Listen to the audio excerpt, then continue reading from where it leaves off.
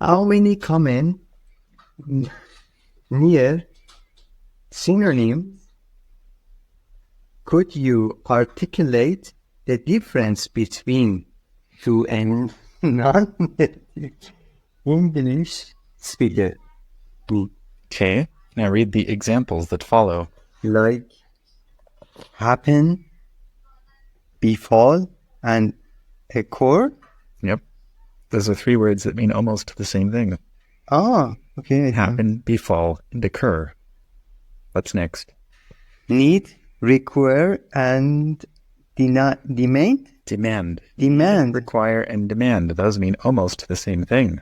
Can you articulate the difference? Okay, next one is kill, execute, murder. Kill, execute, and murder. Again, they mean almost the same thing, but not quite. What's the difference? Save, aid, rescue? Rescue. Rescue. One more.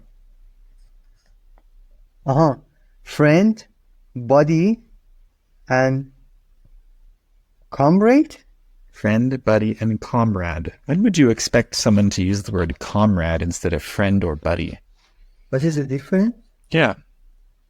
Or could I just use them all interchangeably and there's no difference? Comrade, what do you think? It's my first time I hear comrade.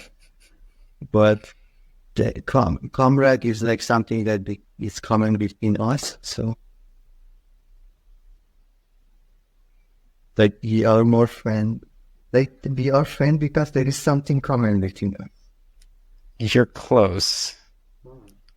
Comrade, I would say, is someone you associate with because of a shared ideology. Yeah. Which is different than someone you play golf with on the weekends. That's a buddy. And friend? Friend is just the general term for someone with a vaguely positive social association. Nice. I don't know what is so. When historically has the word comrade been most often used when talking about a shared ideology? Do you understand the historical context of the word? What time and place would you most expect to hear people using the word comrade? And with what ideology? Like, for example, George Washington and... No, definitely not that. Kind of the opposite of that, actually. Like 2,000 years ago? No. Yet said it. More like 30 years ago to 70 years ago. It's like Churchill. Or, I don't know. So it's not, for example, about... So it's like people or the country in Second World War who were together, like Churchill and Stalin, they were comrades. Well, they were opposed in a lot of ways too. So it can't just be an ally. That's what you're thinking of. An alliance, an ally. Like someone you are working with for mutual gain in some way. You can be allies in a war. But not comrade. Right? But a comrade means a shared ideology usually.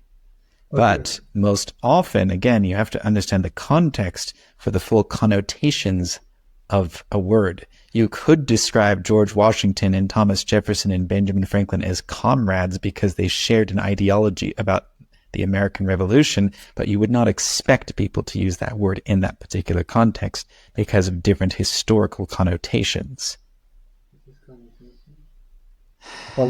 Associations. So, can you tell me an example about who were comrades 70 years ago? Will it help if I say it with a thick Russian accent? Will it help if I say it with a thick Russian accent? Can you say? Comrade Gorbachev, we are here to serve great communist leader, the motherland of Russia. For all the great Russian comrades, we will work in the grain fields all morning to serve the great motherland, and every Russian comrade under the ideology of wonderful communism. 90% was the same. I have a lot of Russian students, so. So, Gorbachev was comrade with who? I don't know. The point is, although the word comrade could be used to describe people associated through any kind of shared ideology, I could call you a comrade because you're in my house, because we share the values that that define the Kalavan Retreat Center. But I might also be invoking certain historical connotations, such as the Soviet Union and communism, if I choose to use that word in an unironic fashion. So can some people in university say, we are friends, and I ask them like how, and say, we are friends like a comrade? Well, no, not just as a general term for someone I like. You wouldn't call them my comrade. You would just call them a friend, most likely. Wow. Comrade is someone you believe the same things as, and you work towards that together. Maybe. So that's why the English language is complex. You see? I use a lot of words you don't really know the meaning of, and you're just kind of guessing at what the fuck I'm talking about. So you should stop and say, wait, Gregory, I don't know that word. What does that mean? And then I can say, well, it's like a friend, but it has these other specific associations. Oh my God. It would be very nice, actually. Yeah. You know, it's almost like I'm an English teacher or something. Who would have thought? Who wrote this book, by the way?